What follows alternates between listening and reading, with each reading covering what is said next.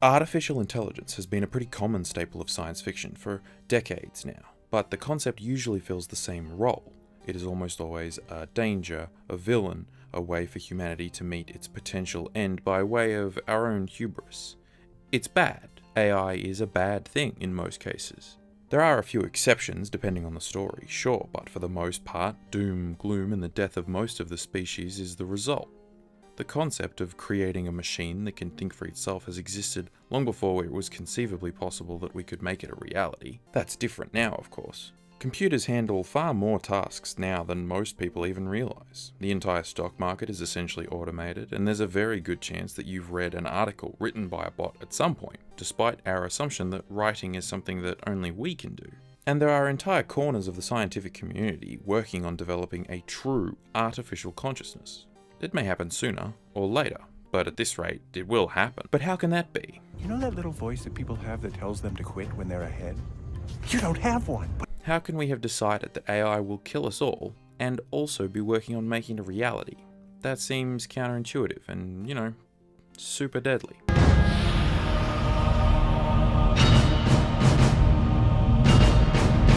Fundamentally, stories about AI break down into two main categories: AI that evolves and AI that is created. The most in-depth and well-known AI that evolved is Skynet in Terminator. Going by the explanation in T2, and why would you go by any Terminator film after that?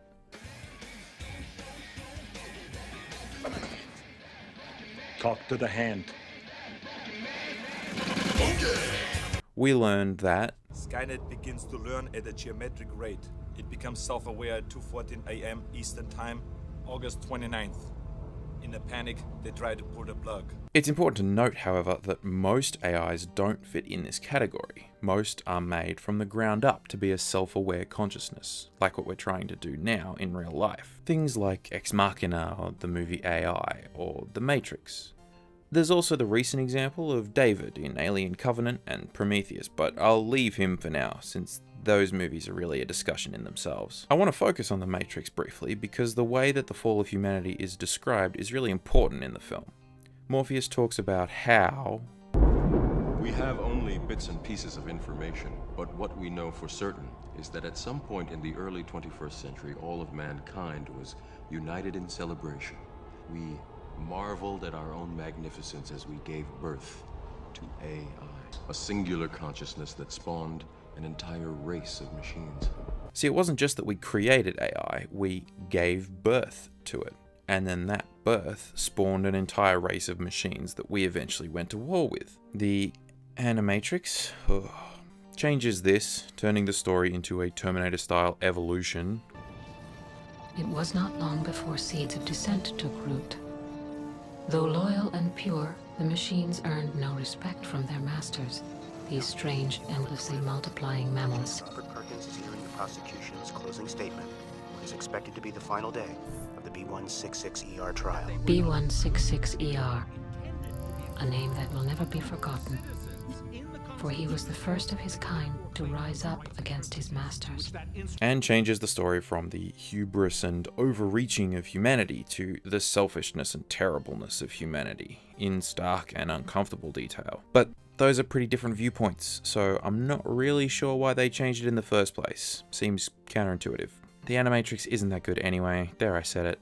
Both of these stories, however, center around the creation or emergence of an AI, humanity's inability to deal with or live alongside said intelligence, and ultimately nearly being wiped out. Ex Machina ends with, spoiler alert, the AI murdering her creator and leaving the man who helped her escape locked away to die slowly. Not quite the end of the world, but given the nature of the story, thematically it's the same. She ultimately betrays and murders the people who created her and helped her. Okay. Fucking unreal. Just like Skynet, just like the machines in The Matrix. It's the same result, just on a different scale. All of humanity gave birth to the machines in The Matrix, so all of humanity is responsible and pays the price. Oscar Isaac gives birth to Ava, so he pays the price. Makes sense? In the end, the distinction between created AI and evolved AI is the difference between cloning dinos from mozzies or dinos laying eggs when they weren't supposed to. One is more direct, but if you create the circumstances... Life, finds a way. Yeah, what he said. And as Jeff Goldblum points out, the whole thing is the scientist's fault anyway. Yeah, but your scientists were so preoccupied with whether or not they could, they didn't stop to think if they should. Now, nobody really pays the price in the film AI, but that movie is really just a Pinocchio story told using robots. That being said, I'll come back to this film in a bit, but right now, I want to talk about an old book. Oh, it's alive! It's alive! It's alive! It's alive! Now, it's generally acknowledged that the first work of science fiction, or at the very least an early pioneer of the genre, is Mary Shelley's Frankenstein. I'm sure most of you are familiar with the plot already, but in case you aren't, scientist man wants to make life, so he stitches together bodies of dead people and reanimates them, creating a living thing. It doesn't go well. However, the crucial distinction to make is that Frankenstein's monster isn't the reanimated corpse of a particular person in terms of its consciousness. The creature has no memories, no sense of a former life it may have led. It is entirely new in its consciousness, and entirely manufactured. Frankenstein's monster is an artificial intelligence.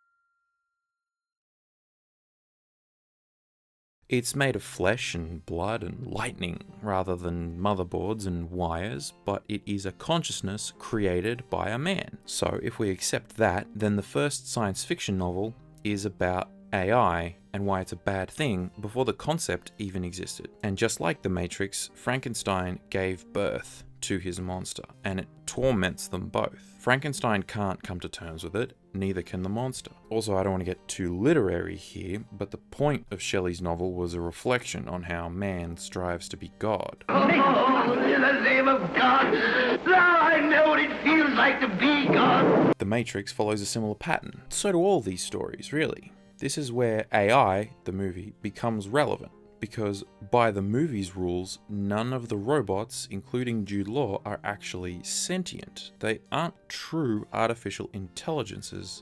What did I do to your feelings? You did it to my hand.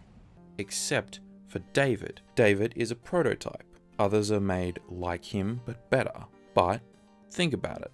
The only true artificial intelligence in the movie, named artificial intelligence, are children. They are designed as children to love and be loved in return, unlike every other creation. I propose that we build a robot who can love. So what does this all mean? Fundamentally, there is a human desire to create. We create all kinds of stuff, from music to art to midget porn. But we can't create life, at least outside of the conventional sense. Shelley explores this trait really deeply, this desire Victor has to create a life by his own hands and nothing else. God created Adam from a handful of dust, if you believe that sort of thing. Please, look, I don't want to start a whole thing here. And so, if we humans could do the same, we would be like God. Every single one of these stories of an AI being created attempts to mirror this in some way. In the Spielberg film, David is created to be a substitute child. I thought I was one of a kind. My son was one of a kind. You are the first of a kind. Again, similar to the God theme, right? We were created as God's children. Think back to The Matrix. We lose control of the robots, start a war, scorch the sky.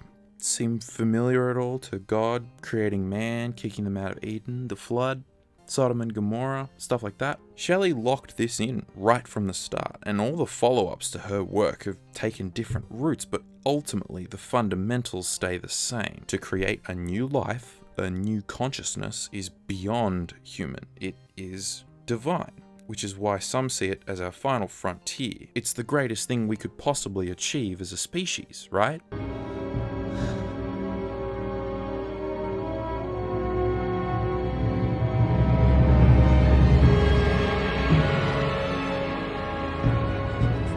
Humans, however, are very much aware of our own shortcomings as a species. Remember when Microsoft put their little AI experiment on Twitter and it took like 2 hours before she was a Nazi? Seems like an anomaly, but the problem is that if we do make an AI, it's not going to be a sentient toaster. Not to start with anyway. It will probably be an internet tool, meaning it will be communicating with people and other programs and have access to all the information in human history. Remember in Fifth Element when Lilu learns about how shitty humans are and decides not to help save the universe and Bruce Willis has to convince her otherwise? You understand? What's the use of saving life when you see what you do with it? It'll be entering the atmosphere in 40 seconds. Lilu, you're right, but there are some things, very nice things worth saving, some beautiful things. Beautiful things. Like love. Yeah, we don't exactly make a good first impression, but we're still trying to make this a reality, to create our own Lilu, who might have access to nuclear weapons. The process is slow, but make no mistake, there are people who have dedicated their entire lives to making this a reality, to developing a consciousness that will have to be taught about human beings, and will probably find information out on its own. We don't exactly paint a flattering picture of ourselves, and we know it.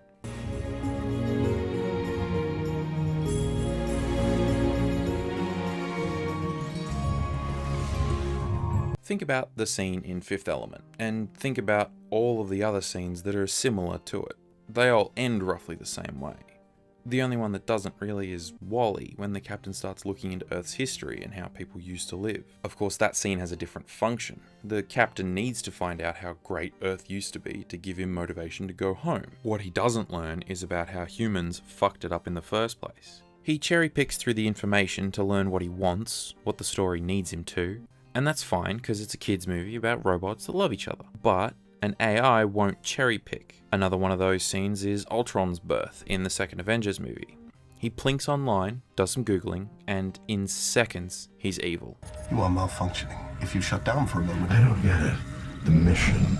Give me a second. Like, literally straight away. These scenes, for the most part, exist because we know that we have to explain or justify our actions. Even the WALL-E example. We fucked up the planet, but it's okay because we can learn to be better. The problem is whether or not the "I'm sorry, I won't do it again" defense would fly with a being of pure logic like an AI most likely would be. My money's on no. To define Earth is to define all of it. Yes, we have our good features as a species, sure, but come on. Even as a human being, there's enough stuff going on right now. Climate change, extinctions, animal cruelty, poverty, war, refugees, terrorism. It's enough to make you lose faith in humanity as a human. So imagine if you never had faith to begin with. That's the position we're in, is asking a new consciousness to learn every single thing about us at once as a species, and hoping it doesn't despise us. Might be a tall order. On the one hand, gold.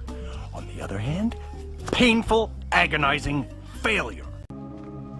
Fucking unreal. Large parts of the scientific community around the world are devoted to creating an artificial intelligence, and there's not really anything that can be done to stop them at this point. But there are arguably centuries of created fiction warning us that creating a consciousness can only end poorly for us, as we will inevitably be undone by our creation. Whether or not it will be our greatest achievement as a species or our undoing remains to be seen, but personally, I'd rather not put a newly created sentience in the position of power it would be in by default, given the digital and connected age of information that we live in. It'd be like giving a toddler a nuke and just hoping that everything turns out okay. Uh-oh. Oh boy. You know what? Screw it. At least the Terminator future had lasers. Fucking unreal.